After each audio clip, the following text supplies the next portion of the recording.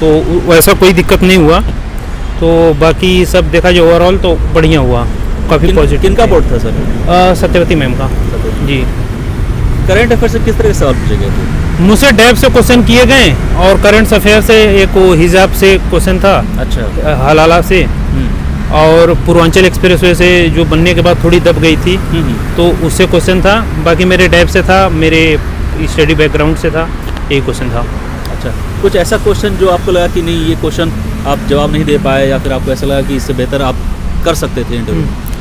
नहीं, उस पर करंट अफेयर के बाद क्योंकि मैं वाराणसी जिले का हूँ और वाराणसी से सटा जिला सोनभद्र है, तो वहाँ से रिलेटेड क्वेश्चन पूछे नक्सलवाद वगैरह पे। अच्छा। तो मुझे बाद में भी फील हुआ कि मैं उस पर और बेटर कर सकता था, जो मैं कर नहीं पाया। सर ये सेकंड अटेम्प्ट था, फर्स्ट अटेम्प्ट में क्या हुआ, क्या रह गया था, मतलब आपकी तरफ से? एक्चुअली ये मेरा थर्ड अटेम्प्ट है। अच्छा। फर्स्ट अटेम्प्ट में मैंने मेंस क्वालिफाई नहीं किया था, और पिछली बार 2021 में भी मैंने इंटरव्यू दिया था, और ये मेरा मतलब दूसरा इंटरव्यू है और तीसरा अटेम्प्ट है। मीडियम और ऑप्शनल है?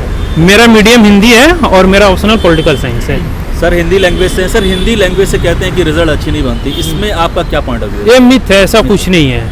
अगर हिंदी लैंग्वेज से रिजल्ट नहीं बनती तो इनफैक्ट हमको प्री में तो क्वालिफाई करना चाहिए, जहाँ पे OMR सीट से बस कॉपियाँ चेक होती हैं। सर ऑप्शनल का कितना रोल रहता है?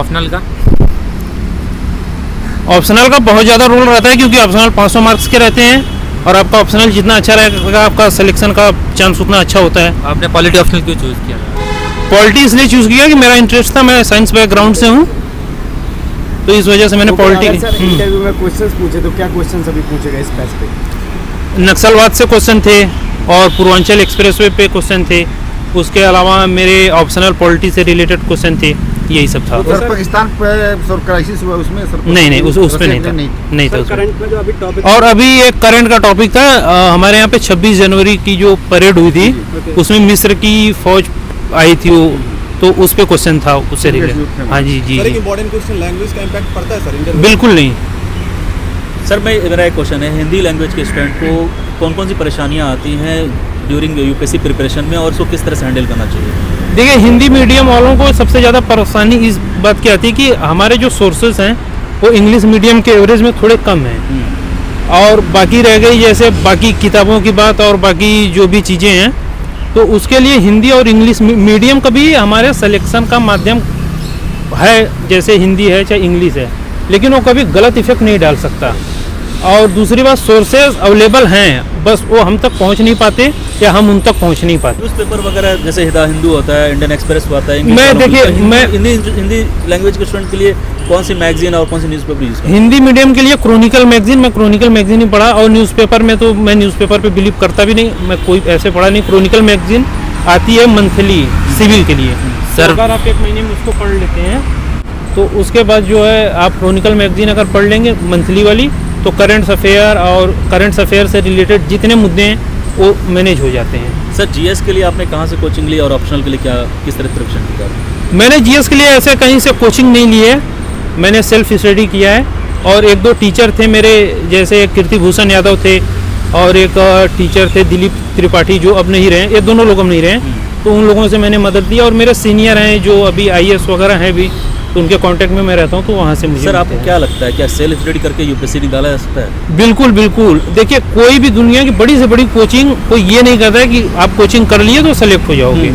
जज्बा होना चाहिए, हमारी तैयारी सही होनी चाहिए, हम बिना कोचिंग के भी अच्छा कर सकते हैं। पहले भी कोचिंग नहीं था, लोग करते थे UPSC।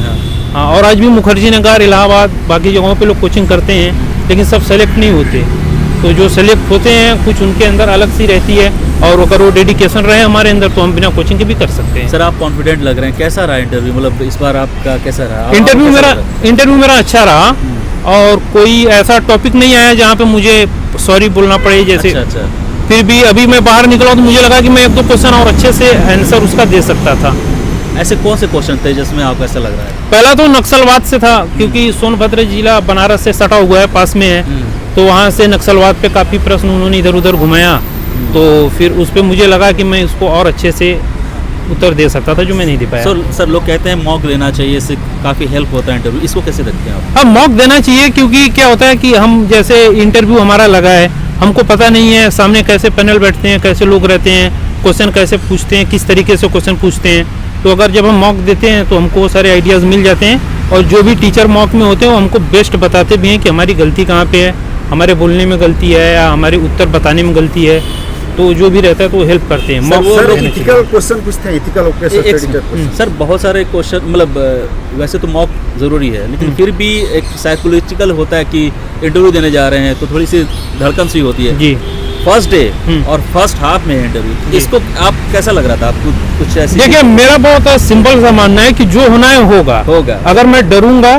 तो ऐसा नहीं कि मुझे ज्वाइनिंग लेटर मिल जाएगा। करेक्ट। तो इस वजह से जो होगा उनके हाथ में जो था, मैं जितना अपना बेस्ट कर सकता था मैं करके आया।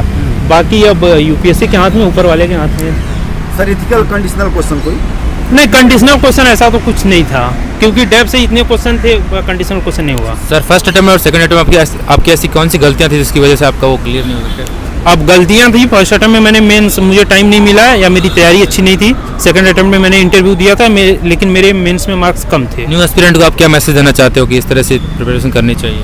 न्यू एस्पिरेंट्स को मैं मैसेज देना चाहूँगा कि बहुत ज़्यादा सोर्सेज में न भागें। जो सोर्सेज हैं उनको पढ़ना, उन पे फोकस ज़्यादा करें, और पूरे सिलेबस को 100% कवर करने से अच्छा है कि आप 60% 70% को ही 100% बना लें, तो अच्छा रहेगा मेरे हिसाब से। कोई और सर?